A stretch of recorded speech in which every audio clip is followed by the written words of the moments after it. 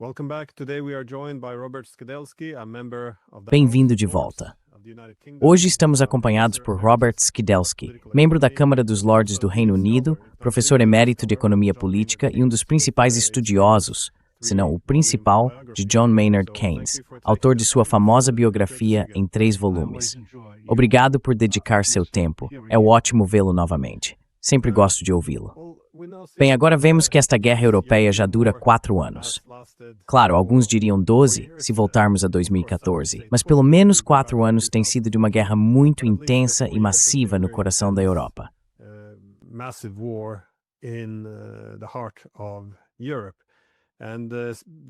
E a aparente disposição de escalar para uma guerra direta com a Rússia, que parece crescer a cada dia, independentemente da possibilidade de uma guerra nuclear, soa um tanto irracional e bizarra.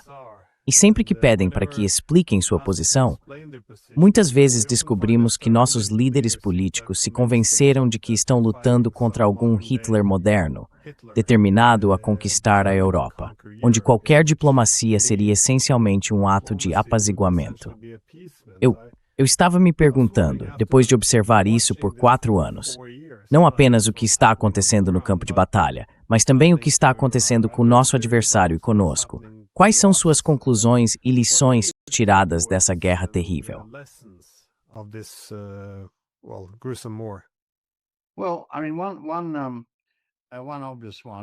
Bem, quero dizer, um ponto óbvio é que se trata de uma guerra de manipulação da mídia, como acho que você mencionou em sua fala ao Conselho de Segurança da ONU. A manipulação da mídia é central em tudo isso. Ela cria as narrativas a partir das quais as ações surgem. E há muita manipulação da mídia, que é evidente do lado russo. Não é uma democracia, não existe o que chamamos de liberdade de imprensa. Mas esperamos um padrão melhor do nosso lado, e não o temos.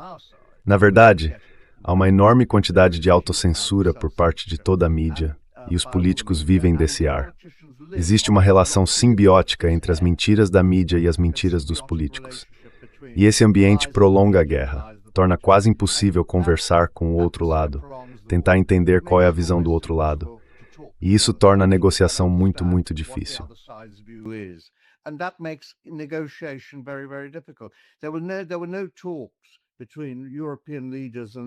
Não houve conversas entre líderes europeus e líderes russos por quase 4 anos após 2022. E então Trump aparece e quebra o gelo. De repente, os líderes europeus entram em pânico. Ele parece estar repudiando a OTAN, parece estar desculpando a Ucrânia, em outras palavras, virando completamente de cabeça para baixo a narrativa pela qual nossos líderes viveram nos últimos 4 anos. Então, o que eles devem fazer? É aí que estamos agora. E é muito, muito. Quero dizer, eu não sei. Estamos no jogo das previsões, tentando descobrir qual pode ser o desdobramento mais provável nos próximos 6 meses. E realmente não sabemos. Desejo sorte a Trump. Espero que ele consiga o que quer e que consigamos organizar uma paz. Mesmo uma trégua seria melhor do que a continuação, porque, é claro, os danos, as vidas perdidas e a destruição causada por esta guerra são colossais.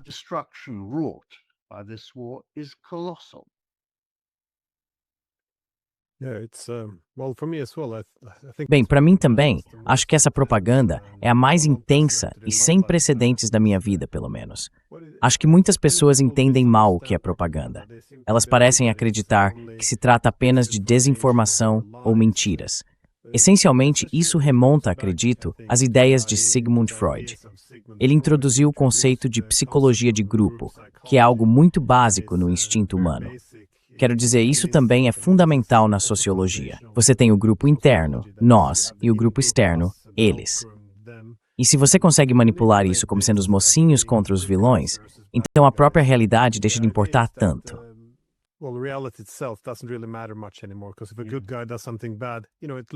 Porque se um cara bom faz algo ruim, sabe, pelo menos é por uma boa causa. Se um cara mau faz o mesmo, então é maldade. Então nós invadimos em nome da liberdade. Nossos adversários fazem exatamente o mesmo em nome do império. O fascinante sobre Sigmund Freud é que seu sobrinho, Edward Bernays, basicamente pegou todas essas lições sobre psicologia de grupo. Isso se tornou a base da literatura da propaganda política, onde ele usou a psicologia de grupo para sobrepor as considerações racionais do indivíduo. O próprio Goebbels, da Alemanha nazista, baseou suas ideias em Edward Bernays. E sabe, simplesmente, se o seu inimigo é mau, até o seu ódio é virtuoso. Até o seu ódio é virtuoso. Yeah, even your hatred is virtuous. Sure. I mean, Goebbels, I think there was another influence Claro. on Goebbels. Quero dizer, Goebbels, acho que houve outra influência sobre ele, que foi a Grã-Bretanha, a propaganda britânica na Primeira Guerra Mundial. Os alemães, olhando para trás nos anos 30, acharam aquilo brilhante e exatamente o modelo a ser seguido. Quero dizer, os britânicos conseguiram atribuir aos alemães todo tipo de atrocidades, muitas delas envolvendo freiras. Eram as freiras belgas que supostamente teriam sido estupradas pelas forças alemãs. Na verdade, foram, mas foi algo incrivelmente poderoso. E Goebbels pensou, bem, este é o modelo. E propaganda é uma palavra interessante, né? Porque em si é inofensiva. Vem de propagar, e propagar é simplesmente difundir uma ideia. And to propagate is simply to advance an idea. It's propagate a view.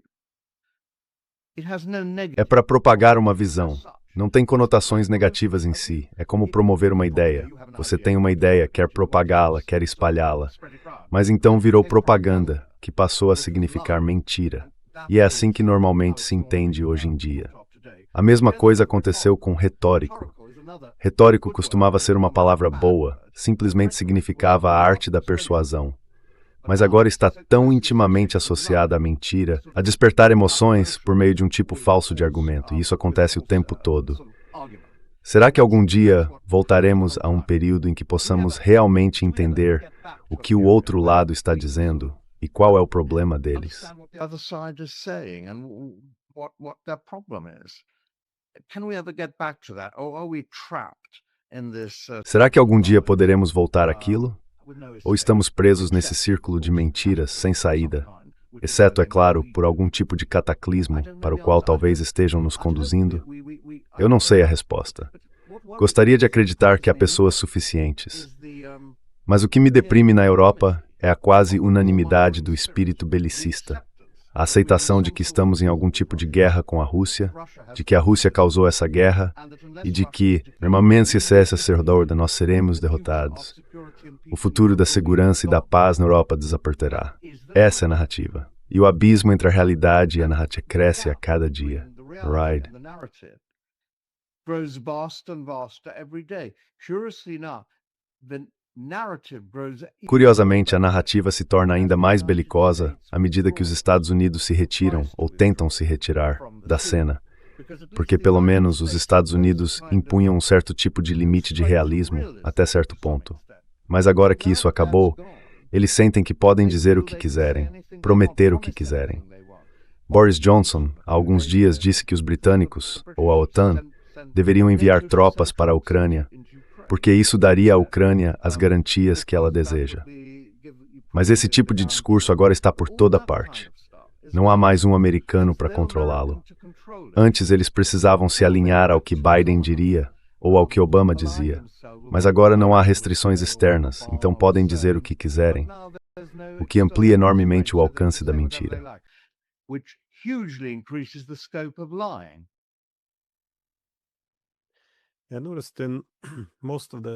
Percebi que na maioria das entrevistas e debates, sempre que há uma discussão, seja sobre o Oriente Médio ou sobre a guerra que temos agora com a Rússia, a pergunta comum é sempre, primeiro, no caso do Oriente Médio, você condena o Hamas? Se for aqui, você condena a invasão em larga escala pela Rússia? E não é que essas coisas não devam ser condenadas. Só parece que o objetivo é simplesmente estabelecer esse pilar moral, como se disséssemos, vamos começar a conversa identificando o mocinho e o vilão. Quem é a vítima? Quem é o agressor? E se limitarmos o debate a isso, então podemos ter uma discussão. Mas se alguém sugere que há alguma complexidade, que nada disso aconteceu num vácuo, de repente isso passa a ser visto como uma tentativa de justificar algo.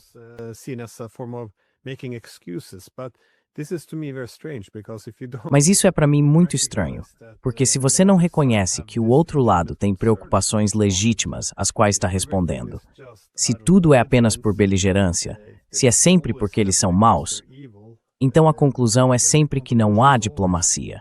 Tem que ser derrotado. Por que você acha que as coisas chegaram a esse ponto agora? Não era assim no passado. No passado, podíamos discutir, sabe, quais eram as preocupações de segurança dos soviéticos. Se colocássemos mísseis aqui, como os soviéticos poderiam se sentir ameaçados? Hoje, não vejo nada disso. Nunca discutimos sobre a China, a Rússia, o Irã, ninguém de quem nos dizem para não gostar. Não discutimos a segurança deles, como se sabe nós fôssemos sempre uma força do bem. Nada do que fazemos poderia possivelmente ameaçá-los, certo? Por que isso é tão difícil? Para mim, isso é muito desconcertante. For me, this is very perplexing. It's because we defeated Russia in the Cold War. É porque derrotamos a Rússia na Guerra Fria. É simples assim. Quero dizer, houve a Guerra Fria, na qual existia um equilíbrio entre dois sistemas, usando esses termos de forma vaga, mas em linhas gerais correta. E então um dos sistemas entrou em colapso, e portanto nós ficamos por cima. O bem triunfou sobre o mal, a liberdade triunfou sobre a autocracia. E agora os russos estão tentando fazer o tempo voltar atrás. É exatamente assim que vemos a situação. A história havia se pronunciado a favor da liberdade, da ordem baseada em regras e de todas as coisas boas. E agora esses países, 2, 3 ou 4 deles, estão tentando reverter esse veredito. A única maneira de fazermos sentido disso é pensar neles como forças retrógradas e malignas, e em nós como aqueles que tentam reafirmar a vitória que conquistamos. Acho que é por isso que surge essa narrativa.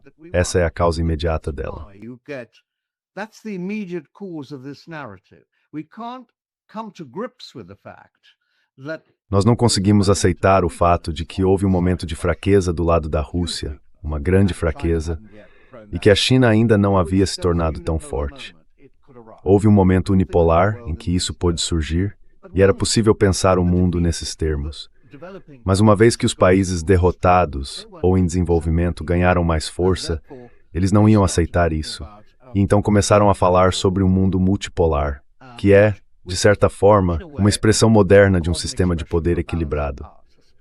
Mas nós não conseguimos aceitar isso, porque éramos os mocinhos. Eles não mereciam consideração.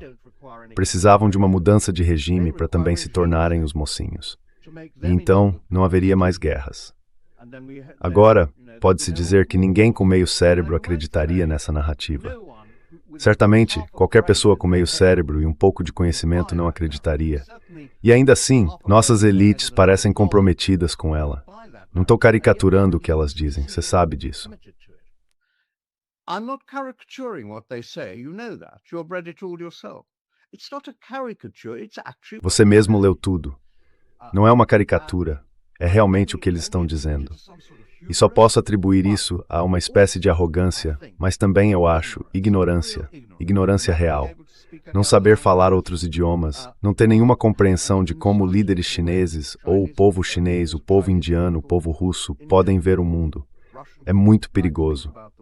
É muito perigoso porque, no passado, não importava se você não entendia o que os outros estavam pensando, já que as armas ao seu alcance são bastante limitadas. Agora as armas ao nosso alcance por destruir o mundo. now the weapons at your disposal can destroy the world. So it's incredibly important to Portanto, é extremamente importante entender como o outro lado pensa e tentar construir relações com ele. Simplesmente não permitimos que isso aconteça. Veja nossos boicotes esportivos, todas as formas pelas tentamos cortar a comunicação cultural e esportiva, como se isso... Mas por que estamos fazendo isso? Porque isso faz parte da batalha do bem contra o mal. Se persistirmos nesses esforços, esses regimes malignos vão desmoronar, e então poderemos começar a conversar com os mocinhos. Mas eles não vão desmoronar. E outra coisa extraordinária que está acontecendo na nossa imprensa é essa grande conversa agora sobre como a Rússia está perdendo a guerra na Ucrânia. how Russia is losing the Ukraine war. Until recently, it was accepted that Até recentemente, aceitava-se que a Ucrânia não estava indo muito bem no último ano ou algo assim. Mas ultimamente, o tom mudou.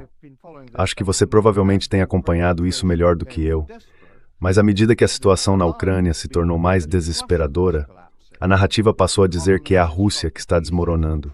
Sua economia está em pedaços, as tropas estão todas desertando, e a Ucrânia, com apenas um pouco mais de ajuda nossa, vai virar o jogo e então a Rússia cairá. É isso que estamos dizendo no momento. Isso é mentira, é uma mentira deliberada. As pessoas que dizem isso realmente acreditam nisso? Acho difícil responder essas perguntas. I find it hard to answer these questions. Parece que quanto pior as coisas vão no campo de batalha, mais eles precisam mudar a narrativa para garantir que o apoio público continue. Mas nós só continuamos nos afastando cada vez mais da realidade. Have you seen those German newsreels? Você já viu aqueles cinejornais alemães? Em 1944, mais ou menos, os cinejornais oficiais alemães, quando eles precisavam fingir que estavam vencendo todas aquelas batalhas, quando na verdade estavam perdendo tudo, apenas para manter o ânimo do povo. Eu consigo entender uma agência governamental oficial divulgando esse tipo de coisa. O que eu não consigo entender muito bem é porque tão poucos jornalistas questionam isso. Qual é a sua explicação para isso? Você mencionou em seu discurso, referiu-se a isso antes, como há tão poucas pessoas no mundo intelectual, acadêmico e político que realmente apresentam argumentos que poderíamos considerar muito razoáveis, argumentos voltados para acabar com a guerra. Por que isso? Eu não tenho uma explicação. I haven't got an explanation. Acho que as pessoas já não veem a realidade como tendo qualquer valor em si mesma. Ou talvez estejam apenas convencidas de que estão lutando a boa luta. Especialmente na Europa, existe toda essa ideia de que a realidade é socialmente construída, de que se dissermos que as sanções não estão funcionando, então as pessoas não as apoiarão, e assim elas realmente não funcionarão. Se dissermos que a Ucrânia está perdendo, então as pessoas não vão querer enviar mais armas, vão pedir por diplomacia e assim a guerra acaba.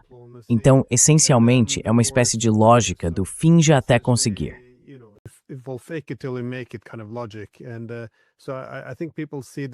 E então eu acho que as pessoas veem isso como uma forma de expressar sua lealdade a uma causa, continuando a fingir que algo não é real. E depois de um tempo, do meu ponto de vista, isso se torna sombrio, porque significa que não podemos noticiar todas as mortes em massa na Ucrânia, já que isso poderia fazer com que as pessoas não quisessem mais apoiar a guerra. Então, para ser pró-Ucrânia, temos que ignorar todas as coisas horríveis que estão acontecendo. O recrutamento brutal, as mortes em massa. Tudo isso temos que fingir que não vemos, porque é isso que seria necessário para a Ucrânia vencer a guerra. Agir como se tudo estivesse indo bem. Mas, novamente, é algo muito sombrio.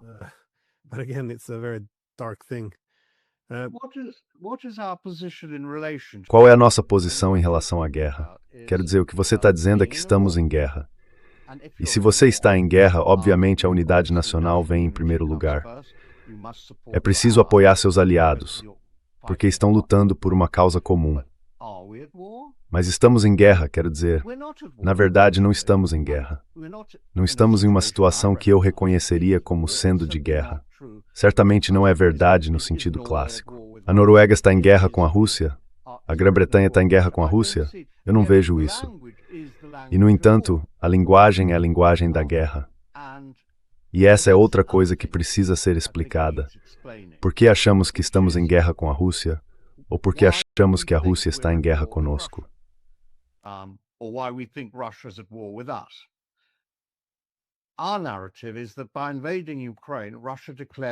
Nossa narrativa é que, ao invadir a Ucrânia, a Rússia declarou guerra à Europa. Não foi uma guerra declarada, não foi nós agora declaramos guerra a vocês, mas foi na prática o que aconteceu. A Rússia declarou guerra à Europa. Ela iniciou uma guerra contra a Europa, não contra a Ucrânia, contra a Europa. E, portanto, a menos que seja derrotada na Ucrânia, continuará sua guerra contra a Europa. Então, qual é a nossa posição em relação à Ucrânia? Não estamos vinculados a nenhum acordo militar com a Ucrânia. A Ucrânia não é nossa aliada formalmente, mas estamos tratando-a como parte de nossa estrutura militar. E, portanto, não somos neutros. Suponho que o termo antigo seria co-beligerante.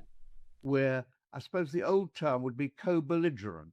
I mean, it was rather like the term used about... Quer dizer, era mais ou menos como o termo usado sobre os Estados Unidos em 1941, antes de entrarem na guerra. Era um co-beligerante, não exatamente em guerra com a Alemanha, mas quase isso. E acho que é mais ou menos assim que vemos nossa relação com a Ucrânia. Somos co-beligerantes. O problema da co-beligerância é que ela é muito provocativa para o outro lado, que sempre sente que não está apenas lutando contra o oponente declarado, mal montado continente. E, portanto, os critérios bastante grandes. Eu teria prioridades neutros, na verdade. Neutros. Digo isso com plena convicção? Talvez não. Eu mais números não salmam nenhum youth. But anyway, more neutral than we certainly are. Not an ally. Mas é por isso que eu digo que é importante se colocar no lugar do outro lado. Quando você assiste à Conferência de Segurança de Munique, ouvi a primeira-ministra da Dinamarca dizendo que deveríamos enviar mísseis de longo alcance para podermos atacar profundamente dentro da Rússia. E então ouvi o chanceler alemão dizer, bem, impusemos custos e baixas incalculáveis à Rússia. Vamos deter a Rússia. Os russos veem isso. Eles sabem que somos nós que estamos ajudando na morte de milhares de seus homens. Então, em algum momento, você sabe, a pressão também vai aumentar sobre eles.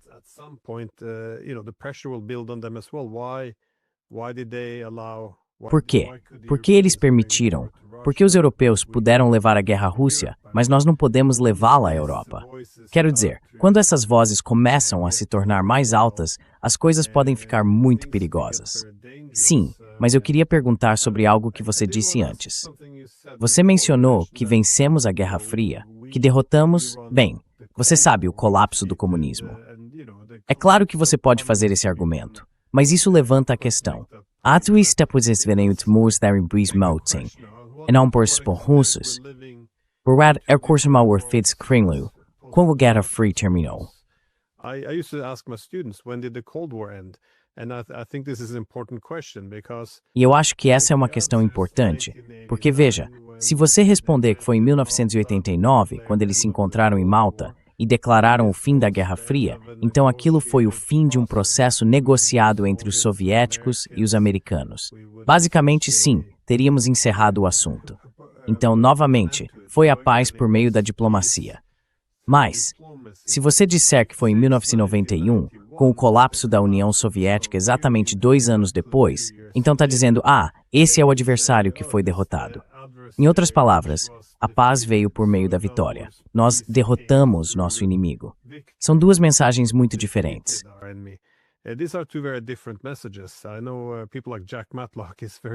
Eu sei que pessoas como Jack Matlock estão muito preocupadas com a possibilidade de termos aprendido as lições erradas. Mas, de qualquer forma, se você então expande a OTAN depois disso, se considerar que a Guerra Fria terminou em 1989, nós os traímos. Nós apunhalamos os russos pelas costas. Eles estavam fracos, baixaram a guarda, e então começamos a marchar em direção à fronteira deles. Se você disser que foi em 1991, com o colapso da União Soviética, então a objeção russa à expansão da OTAN sugere que eles estão essencialmente desafiando o direito do vencedor de ditar a nova arquitetura de segurança da Europa. Então talvez estejamos falando em sentidos diferentes sobre qual lado vemos como o agressor.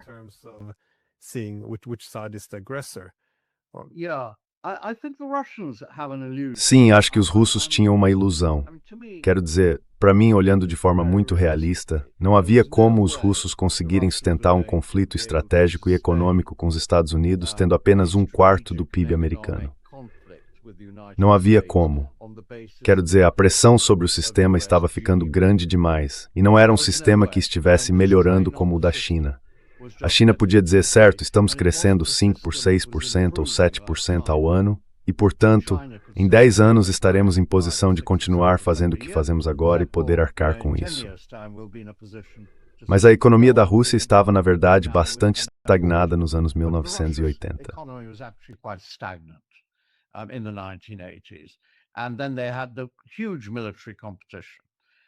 E então eles tiveram essa enorme competição militar com os Estados Unidos e Reagan tinha estragado tudo, ou na verdade encerrado tudo.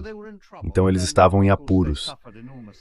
E depois, é claro, sofreram enormemente de forma colateral com o colapso dos preços do petróleo em meados da década de 1980, o que arruinou muitas das esperanças de Gorbachev. Agora isso parece realista. E as pessoas que tiraram proveito disso, que se beneficiaram disso, foram, é claro, os europeus orientais e o Ocidente, de modo geral. Isso foi uma derrota da Rússia ou um acordo negociado? Eu, pessoalmente, não acredito que faça muita diferença se você considerar 1989, 91 ou 1992. O Ocidente é que estava no comando. The West was calling the shots. And they could have been more generous. E eles poderiam ter sido mais generosos, poderiam ter sido mais compreensivos, mas foram bastante implacáveis. E então traíram as promessas, como você disse corretamente. Gorbachev prometeu concordar com a reunificação da Alemanha se a Alemanha unificada não fizesse parte da OTAN. Essa foi a promessa. Mas obviamente não se pode dizer que não valia o papel em que foi escrita. Nunca foi escrita em papel algum. Mas era sem valor. Era o tipo de coisa como, sim, vamos dar início a esse processo, diremos isso, aquilo e mais aquilo outro. E ninguém realmente pretendia que fosse algo vinculativo. Mas então eles afirmam, os russos, claro, precisam afirmar, que essa foi a grande traição de um acordo voluntário.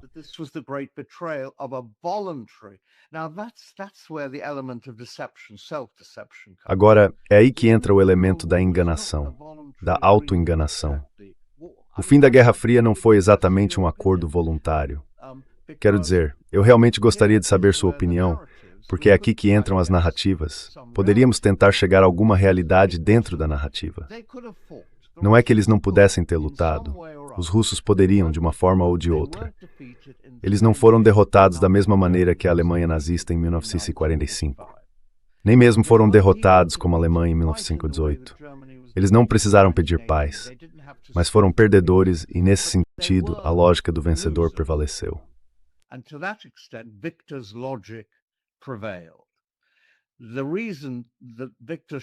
A razão pela qual os vencedores deveriam ter sido muito cuidadosos nessas circunstâncias era que a economia russa, ou a sociedade russa, era muito mais resiliente do que eles imaginavam, e que ela se recuperaria. E uma vez recuperada, a vingança não mancaria, como escreveu Keynes em 1918. Foi isso que aconteceu. A vingança chegou. Deveríamos ter sido inteligentes o suficiente, como você disse, para levar em conta as preocupações de segurança da Europa após o fim da Guerra Fria e construir uma estrutura de segurança europeia que proporcionasse segurança tanto à Rússia quanto à Europa ao mesmo tempo. A OTAN havia se tornado irrelevante. A Guerra Fria havia terminado. Você não pode simplesmente continuar expandindo a OTAN. Se continuar expandindo a OTAN, que mensagem está transmitindo? Está dizendo, vencemos a Guerra Fria.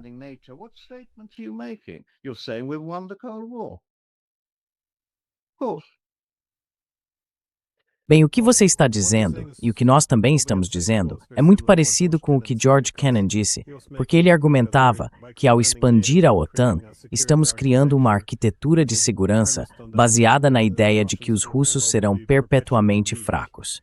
Mas, novamente, se você tem o maior país da Europa, em termos de território e população, o que acontece quando eles começam a se recuperar?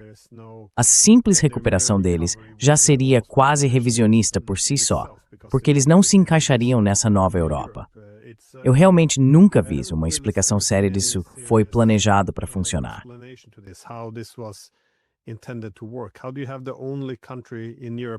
Como é que acabamos com o único país da Europa que supostamente não deveria fazer parte da Europa, sendo agora aquele com o maior território, população, economia e forças armadas? Em algum momento, isso deixa de ser uma receita para a estabilidade. Mas, sobre esse ponto, você escreveu recentemente um artigo sobre se a Europa deveria ou não se rearmar, e eu queria que você desenvolvesse esse argumento. Porque eu consigo ver os dois lados. Por um lado, os europeus precisam de segurança, especialmente se os Estados Unidos forem mudar o foco. Precisamos de alguma autonomia estratégica. Por outro lado, isso também traz muitos custos. Como você vê essa questão?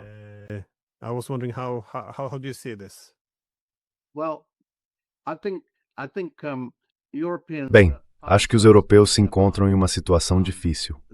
Por um lado, sentem que estão diante dessa ameaça russa. Por outro, sentem que serão deixados na mão pelos Estados Unidos. Houve um comentário muito interessante de um comandante militar britânico recentemente. Ele é, se não me engano, o chefe do Estado-Maior. Ele disse que o grande medo é que os Estados Unidos não apareçam para a guerra. Agora vamos analisar isso, que os Estados Unidos não apareçam para a guerra. Essa mentalidade realmente precisa ser dissecada. Primeiro, a ideia de que haverá uma guerra. Segundo, a de que os Estados Unidos serão neutros, que ficarão contra a Europa e não ao lado dela. Então, o que fazer? É preciso se rearmar. Já havia um argumento a favor do rearmamento. Talvez porque a maioria dos países da OTAN, na verdade todos os países da OTAN, eram protetorados dos Estados Unidos. All NATO countries were protectorates of the United States. And once the United States said, E quando os Estados Unidos disseram, não vamos gastar todo esse dinheiro protegendo vocês, eles obviamente tiveram que cuidar da própria defesa e aumentar seus gastos militares. Eu não sou contra a autodefesa. Quem pode ser contra a autodefesa? A menos que você seja um pacifista completo, é preciso ter meios para se defender. Mas qual é a ameaça? A ameaça razoável era que os Estados Unidos encerrariam sua defesa da Europa. Seu compromisso de defender a Europa na mesma escala de antes. Essa era a verdadeira ameaça, que deveria ter provocado o rearmamento. Mas a ameaça realmente usada foi a de que a Rússia representava um perigo imediato e que precisávamos nos rearmar para impedir Putin de continuar avançando. Essa é a narrativa falsa por trás do rearmamento. That's the false narrative behind rearmament. It's really false, and every day you get it. Isso é realmente falso. E todo dia você vê isso, é impressionante o que estão dizendo. O que foi que eu li hoje mesmo? Ah, sim, que a Rússia estava enviando espiões para o Reino Unido como imigrantes ilegais. Os imigrantes ilegais seriam, na verdade, espiões russos infiltrando-se na sociedade britânica. Uma história atrás da outra, sim. Típicas histórias de guerra. E elas passam sem contestação, porque você realmente não pode dizer nada contra elas. Mas isso, ao que me parece, é a raiz da questão do realinhamento.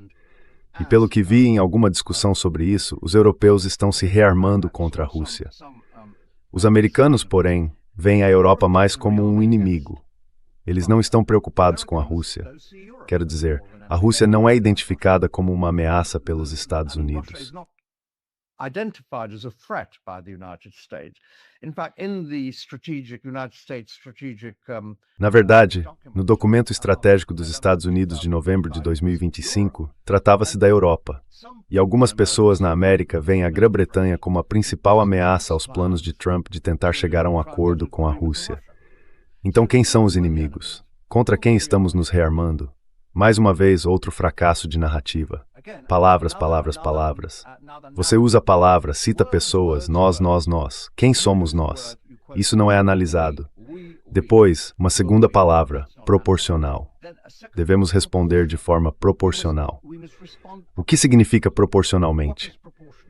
Claro, entre se deitar e ir longe demais, há uma série de possíveis respostas que poderiam ser totalmente proporcionais.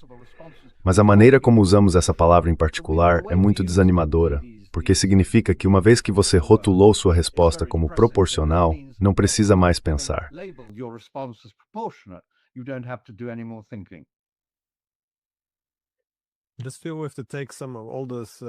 Eu só acho que precisamos tirar toda essa postura moral da discussão.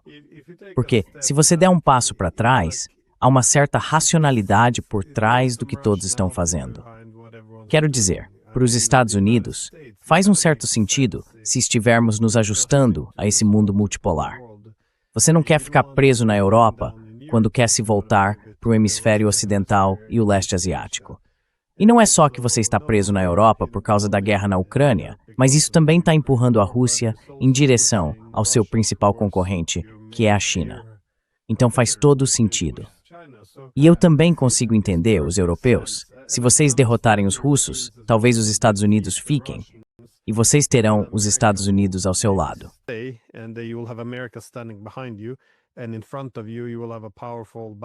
E diante de você, haverá um escudo ucraniano poderoso e endurecido pela guerra. Então, de repente, as coisas não parecem tão ruins. Se eles fossem derrotados, os americanos arrumariam suas coisas e iriam embora.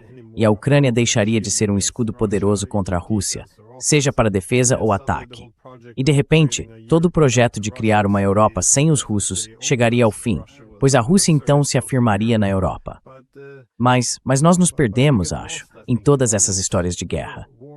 Quero dizer, por que fingir que a Rússia vai marchar sobre Paris? E por que fingir que o grande objetivo deles é absorver toda a Ucrânia? No fim das contas, acho que estamos apenas inflando a ameaça e produzindo políticas muito irracionais. Well, there speaks a man of reason. Bem, aí fala um homem da razão. Esse é você. E ainda é preciso, e eu também preciso, fazer a pergunta: por que somos tão poucos? Acho que talvez, como resultado do seu programa e de outros, haja algum crescimento no que eu chamaria de pensamento razoável. Mas na Inglaterra é muito, muito difícil encontrar qualquer expressão significativa disso. Tenho outra pergunta interessante, que talvez valha a pena discutir por um momento. O que está acontecendo? O que Trump significa? E, para mim, tive uma pista outro dia ao ler algo. Não é um recuo do imperialismo, é um recuo por ao imperialismo. It's a retreat to imperialism. It's a retreat from the notion of being policeman. É um recuo da noção de ser o policial do mundo, uma posição hegemônica, para ser o policial de uma parte do mundo, com outros países policiando outras partes. Então é algo meio confuso, é uma camuflagem, não está elaborado de forma coerente. Talvez esteja mais desenvolvido na revisão de defesa estratégica do que em outros documentos, mas ainda assim não é completamente coerente. E está preso a uma coisa, essa ideia da doutrina Monroe e da hegemonia regional. Está ligado a Israel.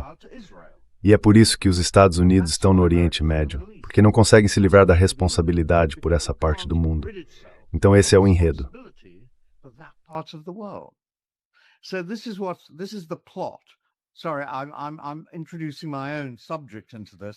Desculpe, estou introduzindo meu próprio assunto aqui, mas me interessa muito saber o que tem acontecido, porque simplesmente não compartilho da visão de que Trump é um louco que está destruindo tudo porque não consegue pensar com clareza. Acho que ele está pensando com total clareza e acredita que os Estados Unidos precisam reduzir seu papel de responsabilidade e se concentrar em certas coisas. É isso que está acontecendo. A Europa, que tem contado com esse guarda-chuva americano, se vê mais ou menos em um limbo. Como ela pode agir de forma adequada para se defender, para proteger sua prosperidade econômica, para manter não a liderança, mas a força em EA e nas novas tecnologias? Em todos esses aspectos, ela se mostra mal preparada.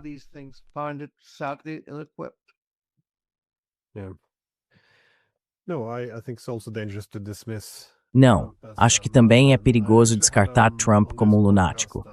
Eu, na verdade, entrevistei nesse podcast George Beebe, que foi diretor da CIA responsável pela análise da Rússia. E ele detalhou as políticas de Trump, explicando-as como muito racionais.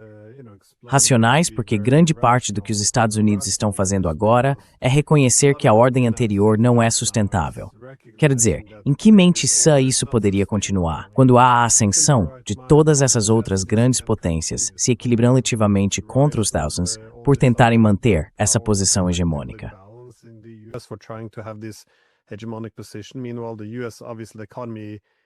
Enquanto isso, a economia dos Estados Unidos obviamente não está indo bem em termos de nível de endividamento. Podemos ver que está chegando ao fim da linha. Não dá para ignorar a realidade por tanto tempo. E a realidade é que há uma distribuição multipolar de poder. Você não pode priorizar tudo. Se fizer isso, não estará priorizando nada. É preciso escolher as regiões mais estratégicas para você e selecionar seus aliados com base em quem é um multiplicador de força. E a realidade, ele disse, é que a Europa está consumindo muitos recursos e é vista cada vez mais como um custo para os americanos. E isso parece bastante justo.